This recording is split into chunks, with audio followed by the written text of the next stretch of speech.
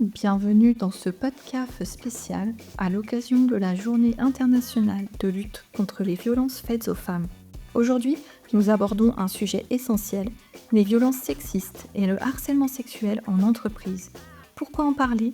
Parce que ces comportements ne sont jamais anodins. Ils touchent la dignité, la santé et la sécurité des personnes.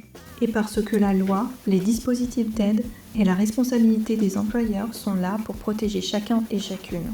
Pour en discuter, nous recevons Elena Salard, responsable ressources humaines à la CAF de l'Ain. Ensemble, nous allons répondre à des questions concrètes. Que dit la loi ? Comment être aidé ? Comment agir quand on est témoin ? Et quelles sont les obligations de l'employeur dans ces situations ? Avant de savoir comment agir, il faut d'abord comprendre de quoi il s'agit. Comment se caractérisent les violences sexistes et le harcèlement sexuel en entreprise ? Alors, quand on parle de violences sexistes, en fait, on parle d'agissements liés au sexe d'une personne qui peuvent avoir pour effet de porter atteinte à sa dignité ou de créer un environnement qu'on peut qualifier d'intimidant ou d'hostile. Ça peut être par exemple des remarques sur le physique ou des blagues sexistes ou encore une dévalorisation des compétences parce que la personne est une femme ou un homme. Dans le cas des violences sexistes, on n'a pas besoin de répétition pour que ce soit qualifié. Maintenant, si on parle d'harcèlement sexuel, là, on a une définition dans le Code du travail.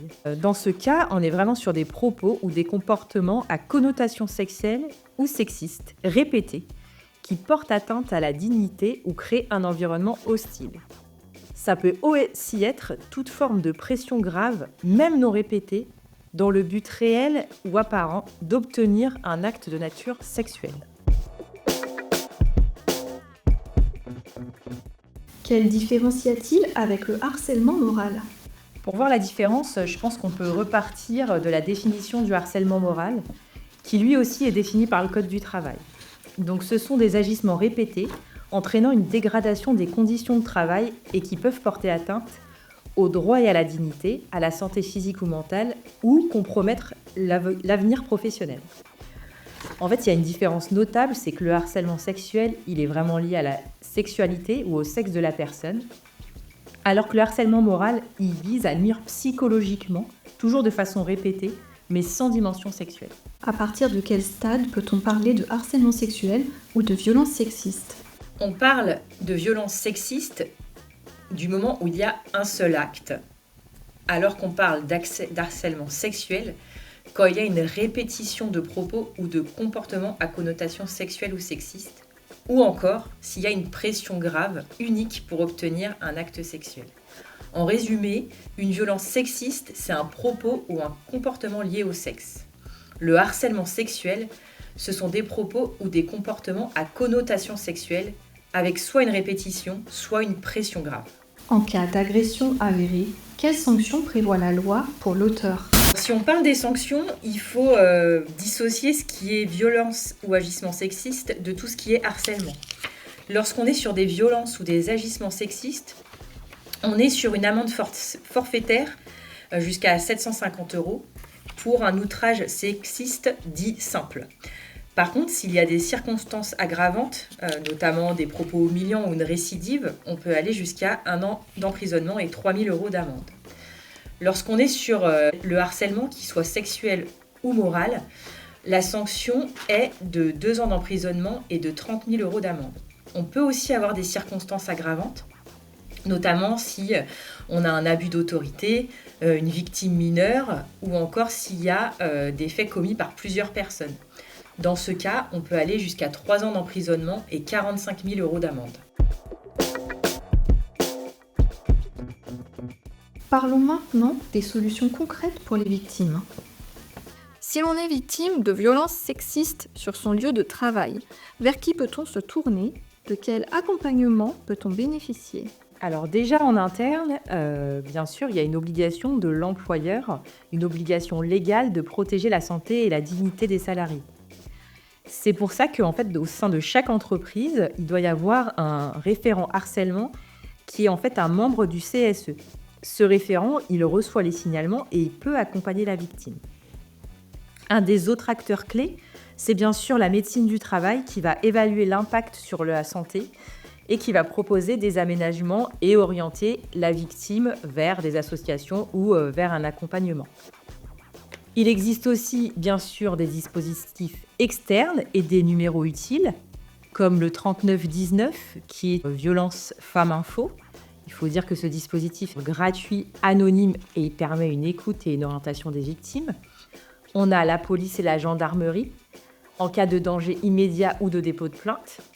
On a également l'inspection du travail qui va contrôler le respect des obligations légales de l'employeur.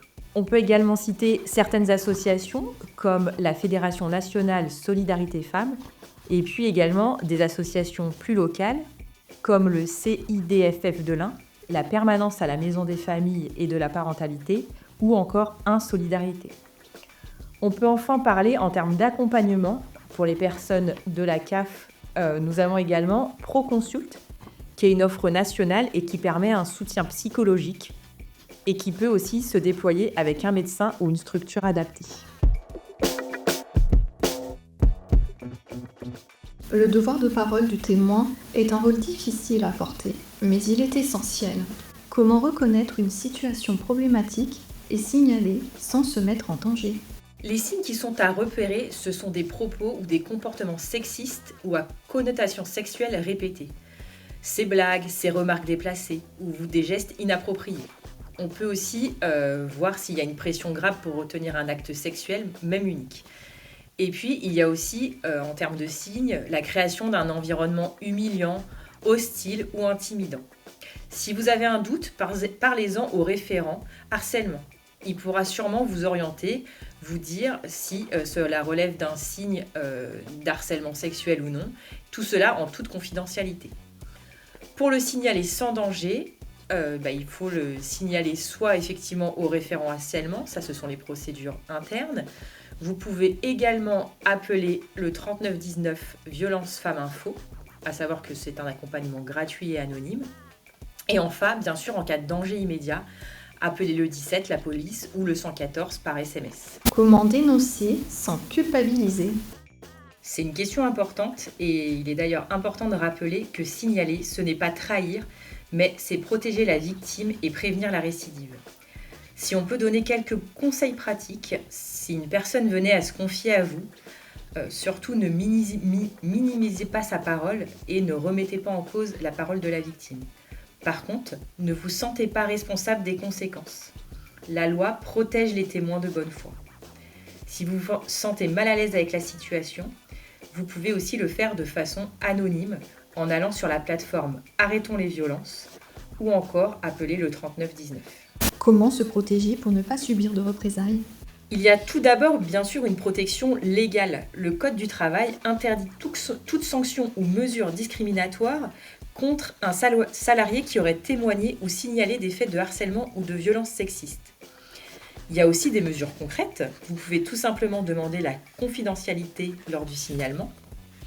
Et ce qui est important également, c'est qu'il faut conserver les preuves de ce que vous avancez.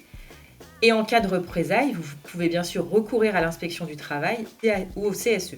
Enfin, vous avez la possibilité d'obtenir une ordonnance de protection en cas de menace grave.